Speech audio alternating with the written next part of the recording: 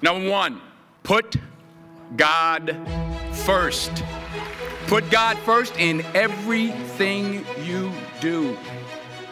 Everything that you think you see in me, everything that I've accomplished, everything that you think I have, and I have a few things, everything that I have is by the grace of God. Understand that. It's a gift. 40 years ago, March 27th, 1975, it was 40 years ago, just this past March, I was flunking out of college. I had a 1.7 grade point average. I hope none of you can relate. I had a 1.7 grade point average. I was sitting in my mother's beauty shop. They still call it beauty shop now? What they call it now? Yeah, I was sitting in the beauty parlor. I was sitting in my mother's beauty parlor, and I'm looking in the mirror, and I see behind me this woman under the dryer. And every time she looked up, every time I looked up, she was looking at me, just looking me in the eye. And I didn't know who she was, and I said, she said, somebody give me a pen, give me a pencil, I have a prophecy. March 27, 1975, she said, boy, you are going to travel the world and speak to millions of people. Now mind you, I flunked out of college. I'm thinking about joining the army. I didn't know what I was going to do, and she's telling me I'm going to travel the world and speak to millions of people. Well, I have traveled the world, and I have spoke to millions of people. But that's not the most important thing, the success that I had. The most important thing is that what she taught me and what she told me that day has stayed with me since. I've been protected, I've been directed, I've been corrected. I've kept God in my life, and it's kept me humble. I didn't always stick with him, but he always stuck with me.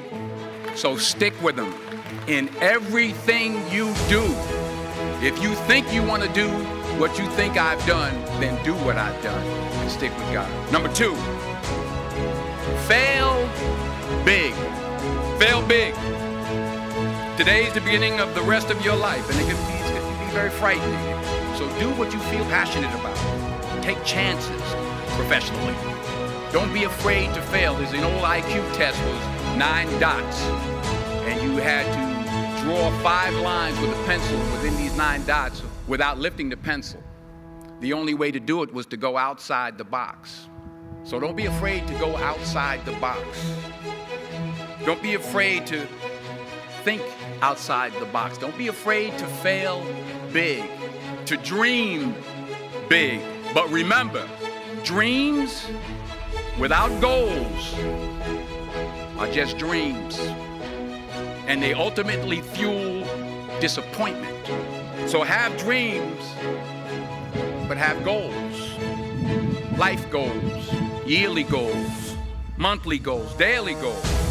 I try to give myself a goal every day, and understand that to achieve these goals, you must apply discipline and consistency.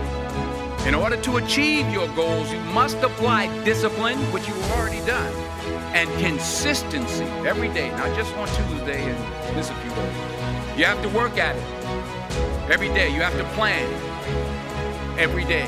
You've heard the saying, we don't plan to fail, we fail to plan. Hard work works. Working really hard is what successful people do.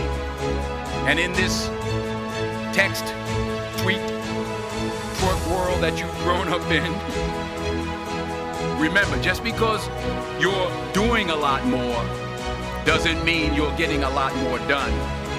Don't confuse movement with progress. My mother told me, she said, yeah, because you can run in place all the time and never get anywhere. So continue to strive, continue to have goals, continue to progress. Number 3, you'll never see a U-Haul behind a hearse. I don't care how much money you make, you can't take it with you. And it's not how much you have, it's what you do with what you have. We all have different talents. Some of you will be doctors, some lawyers, some scientists, some educators, some nurses. The most selfish thing you can do in this world is help someone else. Why is it selfish? Because the gratification, the goodness that comes to you, the good feeling that I get from helping others, nothing's better than that. Well, one or two things, but nothing's better than that. Not jewelry, not big house I have, not the cars, but It's the joy. That's where the joy is in helping others. That's where the success is. Finally, I pray that you put your slippers way under the bed tonight so that when you wake up in the morning, you have to get on your knees to reach them. And while you're down there, say thank you for grace. Thank you for mercy. Thank you for understanding. Thank you for wisdom. Thank you for parents. Thank you for love. Thank you for kindness. Thank you for humility. Thank you for peace. Thank you for prosperity. Say thank you in advance for what's already yours. It's how I live my life. That's why I am, one of the reasons why I am today.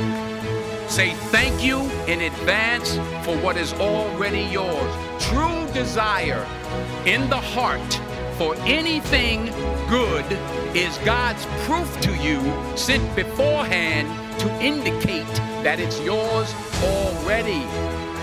And anything you want good, you can have. So claim it. Work hard to get it. When you get it, reach back. Pull someone else up.